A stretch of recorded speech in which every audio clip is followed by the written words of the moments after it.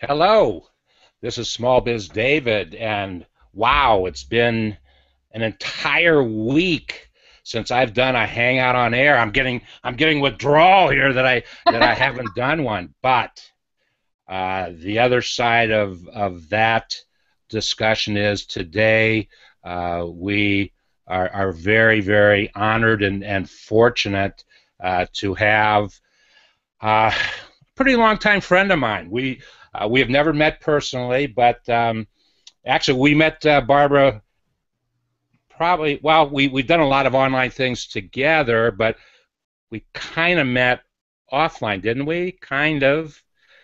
I don't I know. really don't recall. It's been a while.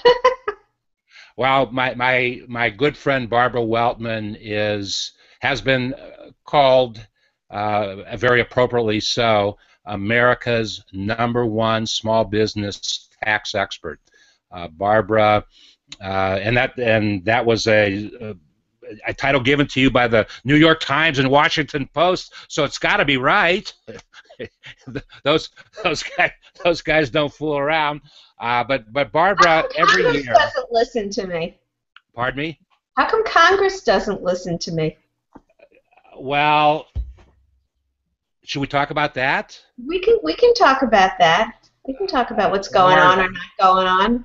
instead of trying to figure out, well, we know why they don't talk to you or listen to you because you make too much sense, and you're apolitical in your thinking, in your responses, in your solutions to problems that exist, and they can't identify with that, Barbara. I guess so. You know, and I've said this. I've said this many, many times. I am absolutely apolitical when it comes to small business because small business does not know politics, and unfortunately, Congress, those folks that won't listen to you, have they make political situations out of it. I had to. Let me ask you this question: where does John Boehner stand in your mind on small business? I have a reason for asking this question. Well, he's never been a big talker when it comes to small business. I'm sure that he would repeat what everybody else says: small business, backbone of America, job creator, da da da. But when it comes to the meat and potatoes for small business, implementing the tax changes, simplicity and such, limiting government and red tape and regulations, it just doesn't seem to happen. It certainly doesn't seem to be a priority, at least. Well, the reason I asked the question, John Boehner is just up the road from I me. know, it's right near you. It's Right. about 25 miles up the road, and the Tea Party, once again, politics, decided to go after him in a very big way. So for the first time ever, and I'm not exactly sure how long he's been in Congress. He's been Speaker of the House for, what, 4 years now, 5 years, whatever. Um, they decided that they were going to target him as one of their campaigns, and he did advertising and marketing in Cincinnati, where I live, and I don't ever remember him doing that. But one of his major themes was small business. He had a small business. His father was a small business owner here in Cincinnati. And so he did make that theme because, well, how can you not make that a How theme? can you not? It's like saying that you hate babies. I mean, nobody can say that. You can't say you don't like small business. Everybody likes small business. The question is, the talk is cheap, and what actions will back that up? That's what remains to be seen. Okay, what's a brilliant segue into our main discussion today? A brilliant segue. Well, first let me say that this book, Small Business Taxes, and I apologize that this is the 2013 version of the book. Barbara had a 2014 version of the book, and I believe 2014 was the 16th consecutive year that you've done the book. Maybe even more. I lost count. So I think it's been around for about 18, 19 years, yeah. Okay, well, you talk about Bibles. My friends, I'm holding a Bible. and for example, I'm working on the 2015 book, and I'm coming up with new strategies and ideas to help business owners that weren't in the previous edition. So I continually try to improve. The good thing about having a book like that is the opportunity to improve it year after year. Well, and prove it as well as you, more so than anybody in this country, pay attention to the tax laws and how those tax laws impact us, the small business owners of America.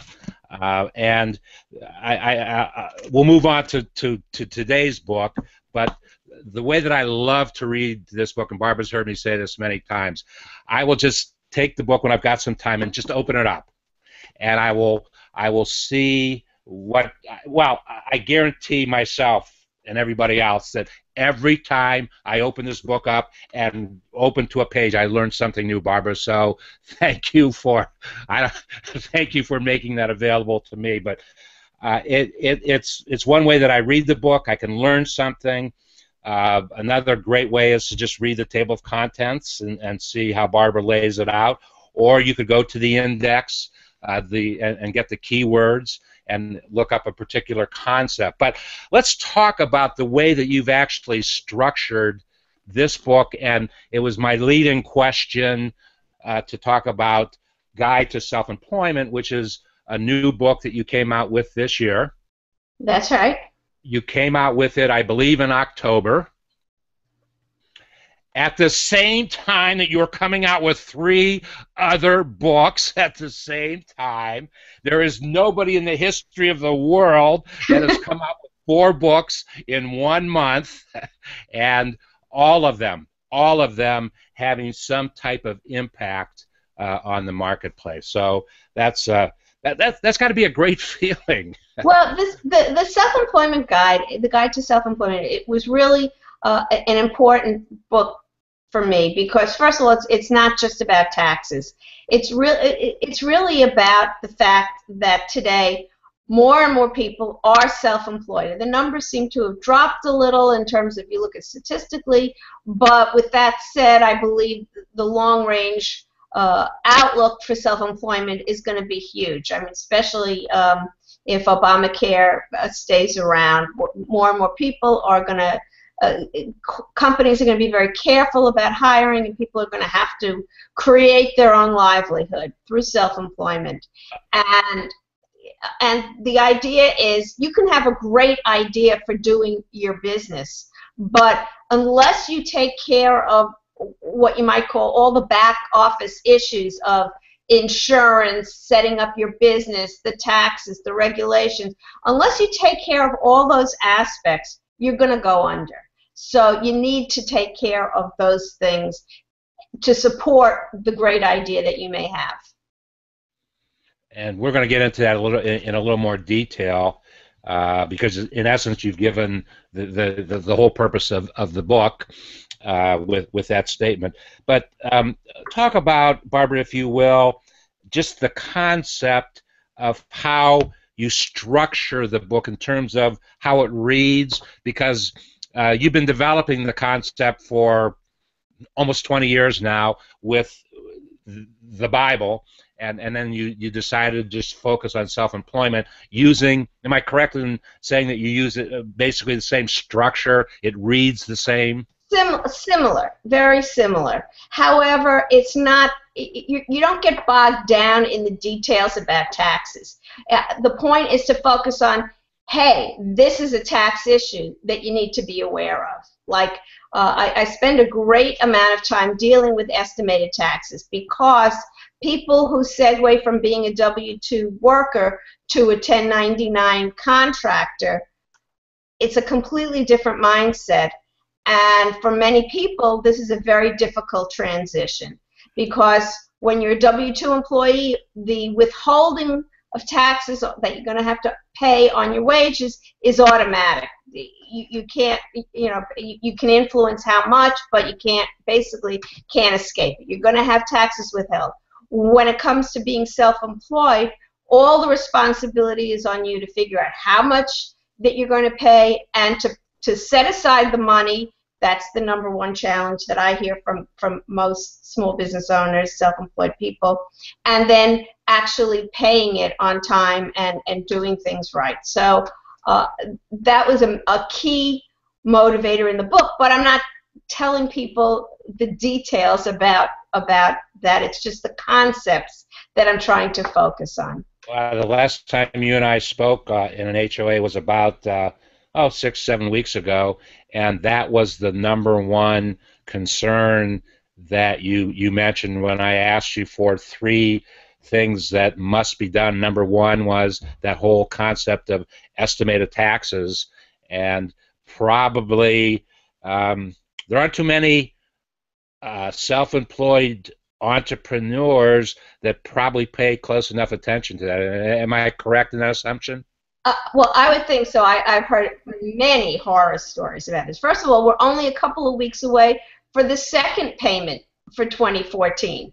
So, it seems like only yesterday. You're right. It's only yesterday. It's only 2 months separation from the first installment to the second installment. But what happens to some people, unfortunately, is they fall behind, and then they fall farther behind, and then maybe they didn't pay at all, or they didn't have enough money to pay, and then maybe they don't file their tax return, and then they haven't filed their tax return, maybe then they can't get a mortgage when they go to buy a house, and it could create so many problems, financial problems that can then just build up. When you're talking with taxes, you're talking not only the taxes you didn't pay, but then you're talking interest and penalties. And while interest rates are very low and IRS rates reflect that, it's still, after time, as time goes on, that really does mount up. So I would think that if someone wants to start a business, or someone who is self-employed and already has a business, that needs to be the top priority. You've got to put money away for that, because if you don't, it's going to catch up to you one way or the other. Well, that's right. When you earn, let's say, you're doing some service business and you earn $1,000, you can't look at that $1,000 as yours to spend. Part of it has to go to pay for expenses. We all know that. But part of it has to be set aside to cover the taxes that you're going to owe on your profits. Okay, so what is your recommendation? Let's just use the number $1,000, and let's say a business, $100,000 is the revenue for that business, and $1,000 comes in. How much should somebody put aside out of that $1,000 just for taxes? Well, it's very hard to say, because remember, you're not taxed on the revenue in, you're taxed on the net, so your revenue less expenses. Correct. Plus, you have to factor in all of your other income. Maybe you have a spouse who works, or maybe you have investment income, or maybe you have losses from other years. So you have to look at the whole big picture. But certainly, putting aside anywhere between 10% or 20%, 25%, it won't hurt to put it aside. If you put aside more than you're going to need to pay your taxes, great. Maybe you can reinvest the money in your business, or get a jump on your taxes for next year. So think about it, just setting it aside. The other option that you have is, let's say you do have a spouse who works. You can avoid paying estimated taxes entirely if the spouse is willing to change withholding and have enough withholding made to cover the total family bill, if you will. And that's another option. And certainly, especially people with sideline businesses that are profitable could do it, can deal with their withholding to cover the taxes that are going to be on their business. And what you have said begs another question very directly. It's always been a recommendation of mine in talking to small businesses, and you've highlighted how important it is that every small business needs guidance of a CPA, a public accountant, somebody who knows the laws, and somebody who is experienced enough to come up with those numbers and say, okay, here's the model that you have to create, and here's how it has to work. And someone who's gonna be proactive, not only just figuring that, but will say, you know, estimated taxes are due in 2 weeks. You want me to make the deposit for you? You want to do, you know, how are you doing this? Or here's a new law. You know, if you use this, you're going to cut your tax bill. Or here's a new, for example, they came out with the IRS came out with a pilot program to avoid penalties for failing to file the Form 5500 EZ, which is the form that you have to file annually. It's an information return that gets filed with the Department of Labor if you have a profit sharing or a 401k plan, even if you're the only participant. And of course, many business owners haven't filed for one reason or another, believing that they didn't have to. Maybe they were mistaken or they just overlooked it. Well, here's a pilot program. If you take advantage of it, you're going to be able to file the back returns and not pay any penalties. How great is that? But you got it only runs for a year. If you don't know about it, and the IRS catches up with you, or labor catches up with you, you know, you're out of luck. So you want somebody. If you have a tax professional, it's not enough that they just can figure out your taxes or complete your tax return. You need somebody proactive. And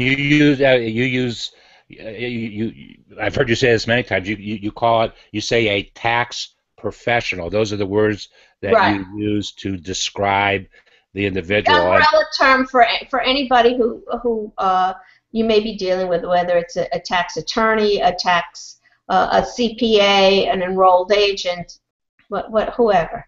The important thing is get that guidance, because it ranks among the most important things that you can do in your business.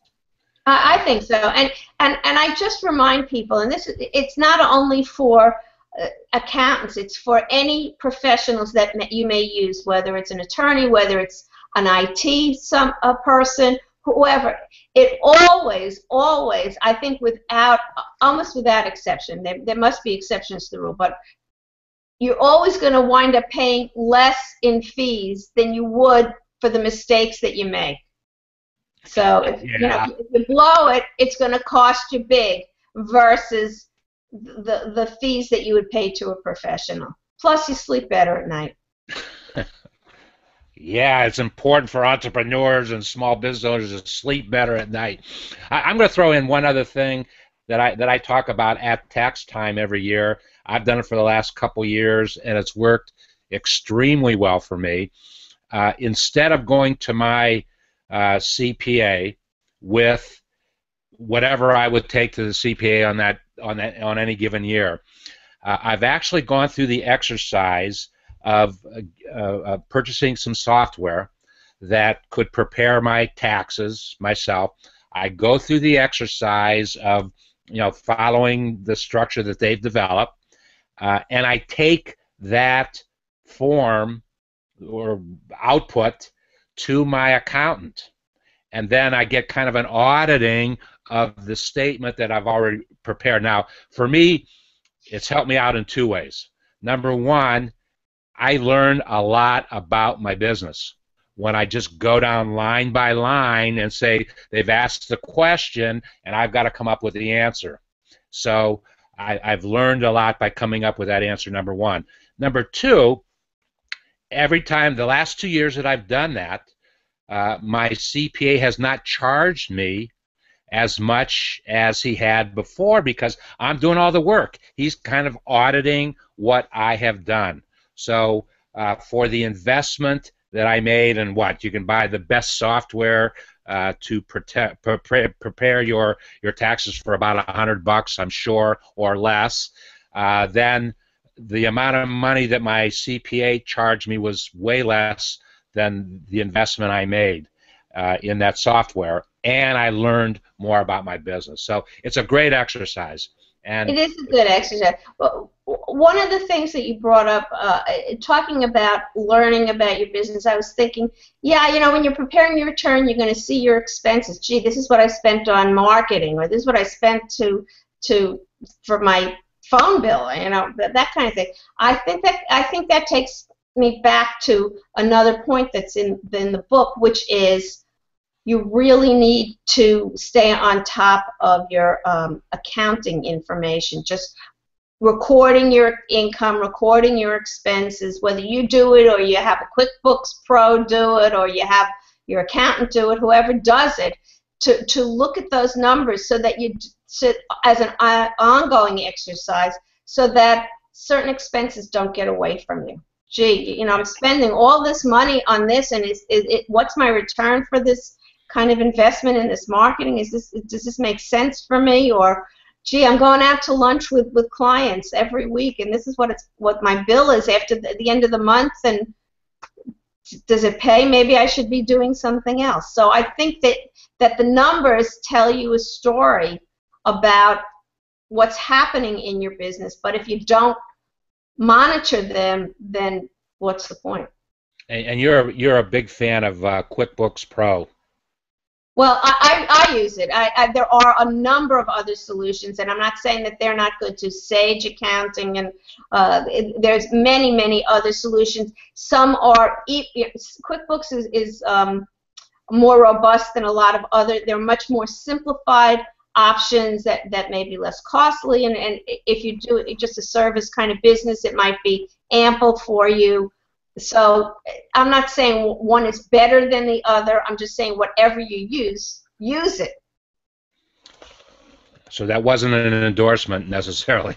No, well, I confess I use it. I've used it for years, and so I will confess. Well, and you use it, and I mean, you're an individual that knows everything that's available, and you have chosen to use that because it makes the most sense to you, and that's the key. What makes the most sense to the owner of the business? But again, it depends on the parameters of your business. There may be other options. In other words, if you have a retail store and an inventory, you have to find the accounting solution that's going to be best suited for your situation.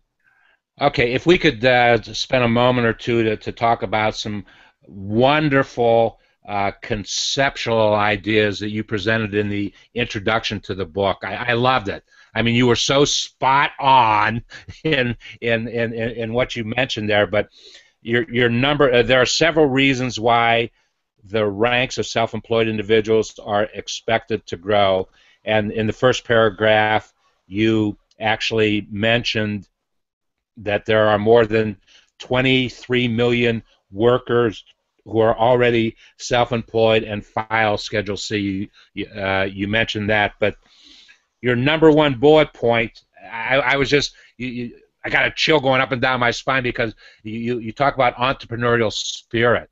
And in the community that I have developed, Dreaming with Entrepreneurs in Google+, I actually have a discussion section of that community that is called Entrepreneurial Spirit, and so it was wonderful that was your number one point. That there's a lot of folks that have the entrepreneurial spirit.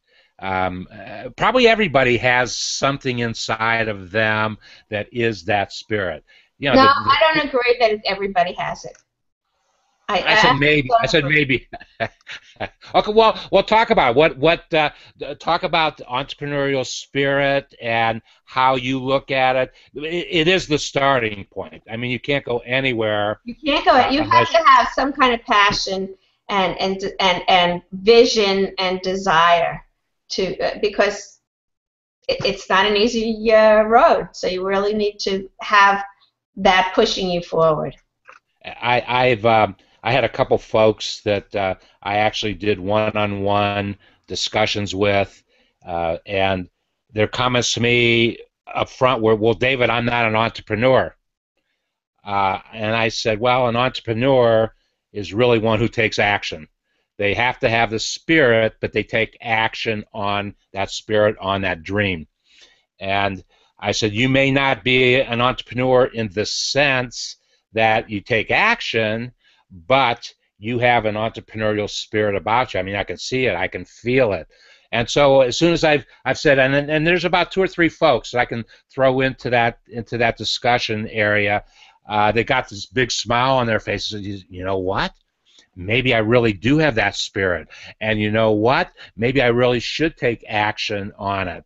And you're right. It's we take action because we know it's the right thing to do, and people have to feel that it is the right thing to do for them and for their families. And for their families. If you are going to start a business, and back to the guide to self-employment, it starts in the home.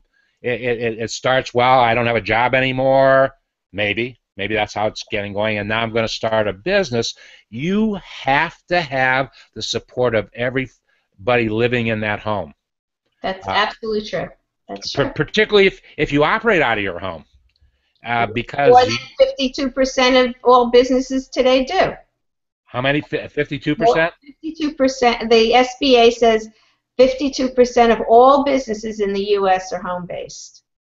Speaking about the SBA, just yesterday, I was reading something that said, as simplified a process as the SBA has developed over the last couple years on their guaranteed loan program, they've even simplified it further. Is that an accurate statement for 2014 in terms of they were saying that you might have an answer to your proposal in 48, 72 hours? They've always had the express loan program, so yeah. And that's a misunderstood concept. Well, you have to remember, the SBA isn't making the loans. Correct. It's a commercial lender making the loans. The SBA is only guaranteeing the loans, but the SBA requires certain documentation and approval so that the banks can give you the okay. And I made a statement a couple weeks ago during National Small Business Week, to the point that you just made. What percentage, if you can estimate, what percentage of the loans that banks make have an SBA for businesses, for startups, for expansion of business, have an SBA loan guarantee to them? Any way to estimate that number? I haven't seen that. No, I don't know. But well, we do know though that the banks love an SBA loan guarantee. Sure. and if they're only on the hook for 70%, if the loan goes bad, so how bad is that? And sometimes only 10%, right? If it's a 90% loan guarantee. They're not going to do that. That only goes with the real estate, the 504 loan programs. You have the real estate there, so yeah, that's a collateralized kind of loan. So that's okay. So we've got the entrepreneurial spirit, and then another change. And here's a great one. You talk about technology. Have a few sentences. That's one of the big changes. And boy, I personally totally embrace technology. I mean, it's what I do. I'm an online business concept idea, so I have to embrace technology. I will say though, I have the dumbest phone I could find. I don't have a smartphone because I'm connected all day long, and when I leave this area right here, I don't want to be connected.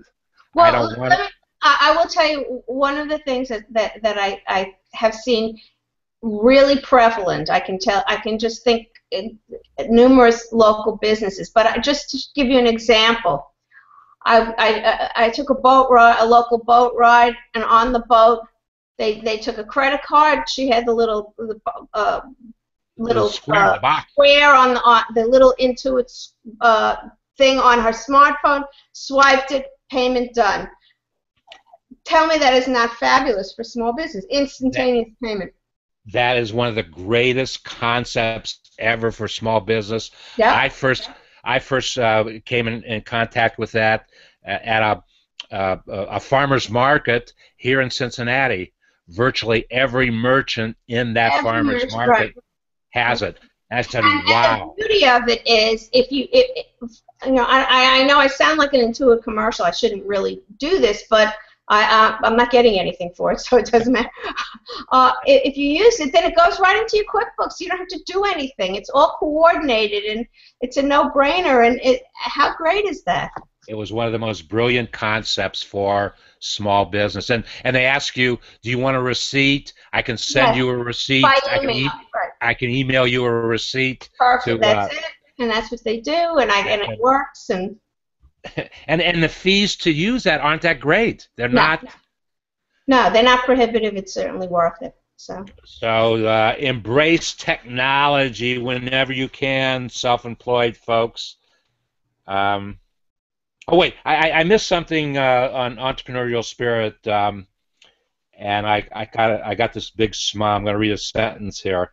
Interesting. The hottest segment of the population for startups now is seniors. Yay!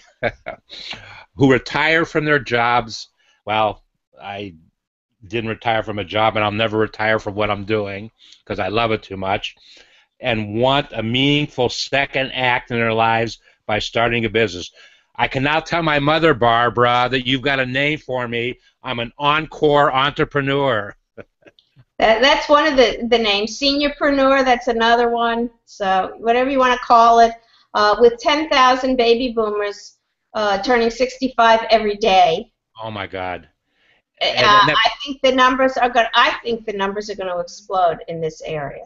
And the problem with that, I mean, it's an exciting concept, but we really did not plan for that. It's amazing. We knew it. All you had to do is do the math.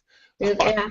Do the math, and we didn't plan for it. And there's all kinds of challenges with folks who turn 65. Well, let me get to one thing, because I got to ask you if there's an update to what I think is the hottest issue. Changing economy. Economic conditions have forced some people to become self-employed. Unemployment continues to be high, making self-employment the only option. The good news to that statement was last month was the first month in the last 5 years, I believe, that there were over 230,000 jobs created. Now that's a great thing, but you pointed out the last time you and I had this discussion that okay, that was the number, but it doesn't necessarily mean that things are necessarily getting better.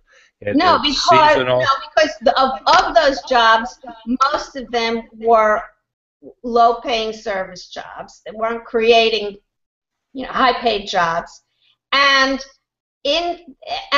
what you don't see is sort of this invisible unemployment sector of people who are no longer even counted, who have they're either underemployed or they just have been so discouraged and they're just not even looking anymore. And so I think that you can't look at the unemployment number, whether it's job creation or the rate of unemployment, and have that and really believe that reflects good things, because it's not the full picture.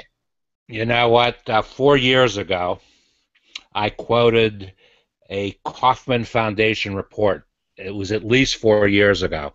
And 4 years ago, they made the statement that if we were going to get back to any kind of normalcy in our economy, we had to create 300,000 new jobs every month for 36 consecutive months. Right. And we haven't even come close. Okay, now I'm waiting for the Kauffman Foundation to come out with a revised report that says, okay, this is not happening, obviously, but here's what needs to happen in the next 3 years, 4 years, 5 years, whatever. Right. There's going to be a big factor in there about what your book is about, the self-employed, people starting businesses, baby boomers who thought that they were going to retire, cannot retire for a whole host of reasons, and so they're good candidates to start businesses, good candidates to start because they have experience. They have experience and some wonderful ideas. That's the other thing. You live a lifetime, you look around, you see things that could be done better or differently, and those are the ideas that start businesses. Okay, some quick questions, and we need to bring an end to the discussion today. Number one, we spent a lot of time the last time we spoke about Affordable Care Act. What's your latest feeling and the latest scoop, and what's happening with the Affordable Care Act? Well, don't get me started. Is the way to approach. I got you started. The most recent development was a posting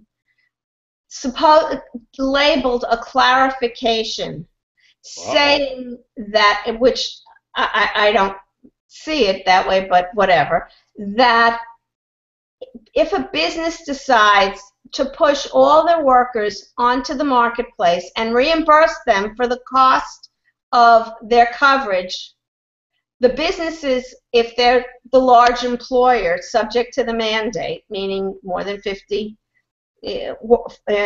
full-time or full-time equivalent employees, are going to be subject to a penalty of $100 per day per employee. $36,000 per employee for doing that. Now, I don't know if I'm a business and I have 120 employees, and it would seem that for the employees, they're in the same boat, meaning that they're getting the coverage and it's not costing them out of pocket because they're getting reimbursed for it from the employer. But the government, IRS, DOL, and HHS say no. So I don't think this is the last word here, but because I think that people are up in arms about it. So we'll see how this develops. But I don't know. I think the election this fall is going to be pretty meaningful. 29 days ago, Barbara, I qualified for Medicare, and I'm telling you, and people take health insurance for granted, and that's one of the problems that got us into the problems that we have today about health insurance. That things got out of control. People didn't have a grasp on their own personal situations. They went to a doctor, and because their policy paid, their copay was $10, and that's all they thought about when they went to a doctor. You know, for the last 15 years, I have not taken one single thing for granted because I had inadequate health insurance just because of preconditions. So now that I've got Medicare, I've been able to deal with it. I've gone to a doctor. I've gotten a guideline of where I am today and where what kind of things I need to do to improve upon my own health and wellness. So I've got a plan. I'm putting a plan in place there, but I couldn't do that. And I saw a doctor yesterday that 5 years ago he did about $150,000 of work on me five years ago, and I saw him yesterday, and we analyzed what happened then and where I am today versus where I need to go. It was an amazing thing. We take health care for granted, but you and I know that we have not seen the worst yet of what's happening. Small businesses are making adjustments. They're decreasing the hours of full-time employees so that a person is not necessarily full-time, so that they don't have to pay whatever. It's a mess. It's a mess, and I don't know if we're ever going to get ourselves out of it. What are your thoughts about that? Well, I think that there are solutions. There are good points in the Affordable Care Act, as you point out, pre-existing condition bar, and a number of states had gotten rid of that. So it wasn't like it was just happened to be in your state, but in New York, for example, there was no pre-existing condition bar to getting insurance. And so, in other words, it can be remedied. So I think you have to look at, you have to state, well, what do we want? What goals do we want? And how can we achieve them? And certainly, if you apply a business approach to this rather than a government approach, I think that things can be dealt with. Now, that's not to say that government doesn't have a role. I certainly think that there are certain standards and dealing with fraud and all that government oversight and such. But I think that we have to really step back and say, is this the right solution? I don't know. I don't think so. I don't think it incentivizes people to go into business. And so I think we have to really step back, say what's good, what do we want, here's the list of things we want insurance, the insurance programs to do, this is what we think insurance companies should be allowed to do, not allowed to do, this is what I think you can't overlook tort reform in this, and dealing with a lot of issues, that some of which were not even addressed by the Affordable Care Act. So I think that we really need a lot more, a more comprehensive approach. What is your feeling? I think you've stated it a little bit already about giving the states more power in those kinds of decisions for the citizens of the taxpayers of their states. Well, that's certainly a good idea, but I think you're going to need some federal legislation, for example, permitting people to buy insurance across state lines, or to have like associations be able to sell insurance to their members regardless of what state they happen to be in. And so you're going to need some federal oversight to everything, but you're right, maybe states have better solutions. So I don't know, maybe I think we have to step back and have we have to have a bipartisan approach to this. We can't have a one-party solution, and everybody should be able to have access to affordable health coverage. That's a perfect goal, but we've seen what government's done with the VA. I don't look forward to that happening with insurance, with all medical care. Well, you talk about the bipartisan support. We're not going to get away from that unless Congress starts to listen to the Barbara Weltmans of the world. That it's not about politics. It's about what and that's what you said. You started the segment talking about the fact that you're apolitical when it comes to small business, and that's what we should think. We should keep that same attitude in mind when we're talking about healthcare. Why should it be a political thing? It shouldn't be a political issue. It should be, this is what the people of America need, and this is the best way to address it. And if it makes one party look good, fine. If it makes one party look bad, fine. But what's the best solution? Well, and it impacts so many people. The numbers are in favor of small business, and it impacts so many folks. Okay, I think you've already addressed a summary question. What's the most important thing that a self-employed small business person can think about? And I think you've already mentioned it. Plan for taxes. If every dollar comes. Just think about the fact that Uncle Sam is your silent partner. You're not in it alone. You got the government is your partner, and you have to share. Okay, and if you would spend a moment, if there are some major differences in taxes for small business between 2013 and 2014, anything major that we need to be thinking about? Well, what's major is the fact that we don't know what the rules are yet, because you mentioned that 6 weeks ago, and there's been no change to that. Happened, and I think the Senate's on recess till the 30th, and until next week they'll come back, and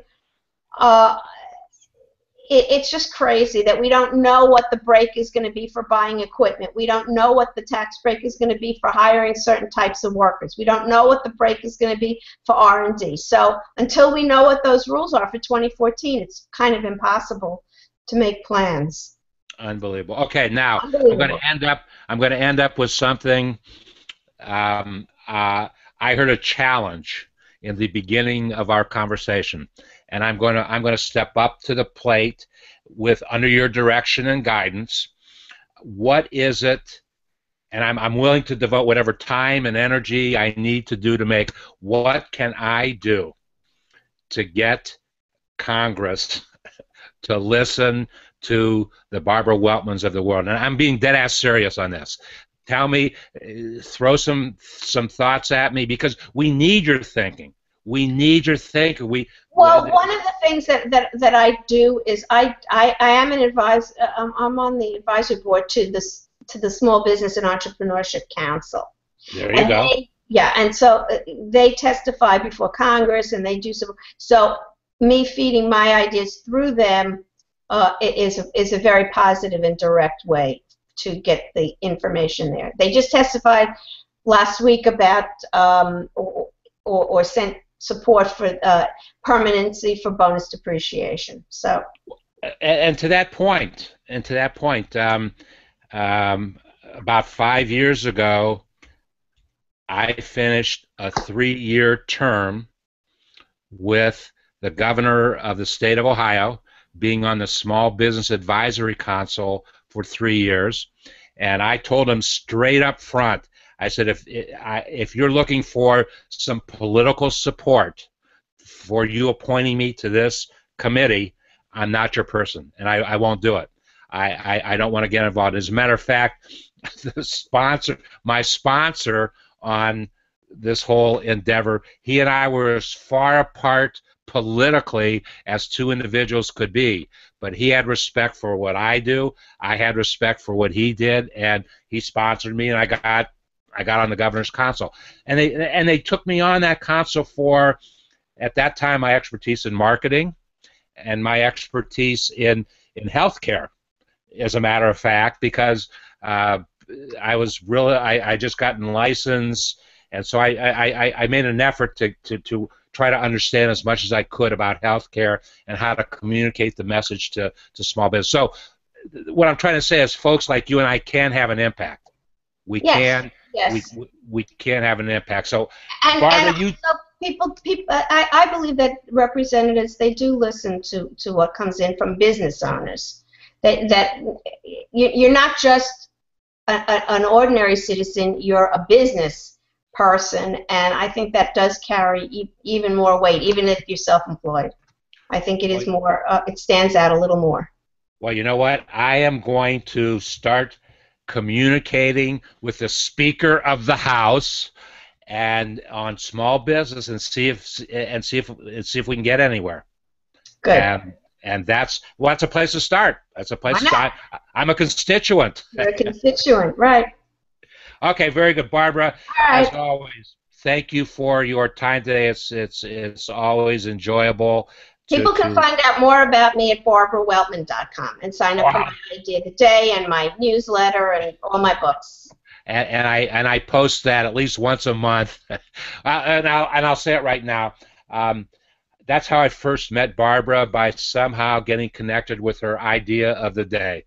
And I'm telling you, I probably, Barbara, have saved 5 years times 360. I probably have 2,000 saved files of Idea of the Day, because I learned something new virtually every single day by the information that you put out. But if I might not necessarily learn something brand new, but you give me something to think about.